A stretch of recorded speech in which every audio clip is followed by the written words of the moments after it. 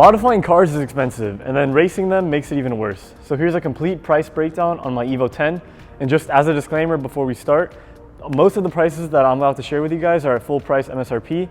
You can definitely save a lot of money by getting them either used or from various sales throughout the year. So to start the build, you first need the car. In April of 2019, I bought my clean title 2014 Evo 10 with 49,200 miles for $21,500. Starting with the wheels, I have two different sets. I got my RPF ones used for $900 and I wrapped those in Federal RSRs. I also do have a set of T37 Sagas, which I ended up wrapping in Federal RSRs. Now, as far as engine mods, I'm running a pretty standard full bolt-ons and E85 setup. The InGen intake and upper intercooler pipe, MA Performance 3.5-inch intercooler, Grim Speed electronic boost controller, ETS recirculating downpipe, Tomei titanium catback exhaust, a no-brand catless test pipe, Go Fast Bits blow-off valve, 1700cc injectors that are definitely overkill, a Walbro 255 fuel pump, an aftermarket inline fuel filter setup, and a Koyo radiator. In the handling department, the biggest upgrade on the car is the Fortunato 510 coilover kit, fitted with 11K Swift springs on all four corners. Other parts include the White Line roll center kit, Cusco strut bar, and I guess I can mention the various AMS and torque solution bushings that I have in the shifter.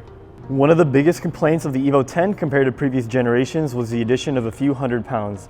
Aside from the obvious benefits of reducing weight on a car for handling and speed, heavy track cars also go through consumables at a faster rate. Things like fuel, tires, brake pads, and rotors all get used up very quickly and can get expensive to maintain. A lot of the parts I've already mentioned do a good job of shedding weight, but I chose to add a few more parts for the sole purpose of weight reduction. An Odyssey PC680 battery and STM mounting kit for it, STM's rear lightweight crash bar, and titanium hardware throughout the engine bay. Finally, I doubt that this saved me any weight, but I did remove the stock hood prop in exchange for more convenient hood struts. With a little bit more power and better cornering speeds, the factory brake setup isn't going to cut it, especially at Southern California desert tracks in the middle of the summer. Up front, I have StopTech slotted front rotors combined with Hawk HP Plus pads. And in the rear, I have StopTech blank rotors with StopTech Sport pads. And then I have everything freshly bled with Modal DOT 5.1 brake fluid. And then finally, we have the exterior, the APR 67-inch GTC 300 wing that is not on the car right now, but will be before the next track day. APR GT3 style mirrors, my front lip, Rally Armor mud flaps, VLAN taillights, and my Wasatch Turbo factory under tray. So now you see how much it would cost to replicate my Evo, assuming you install everything yourself. However, the two shop services that most people won't be able to do at home is a proper dyno tune and corner balance plus alignment.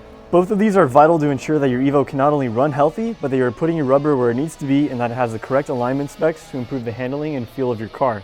So would I recommend building an Evo 10 as a dedicated track car? Honestly, no, but I'll explain myself in a future video when the Civic is ready. For now, thank you guys for checking out the video and peace out.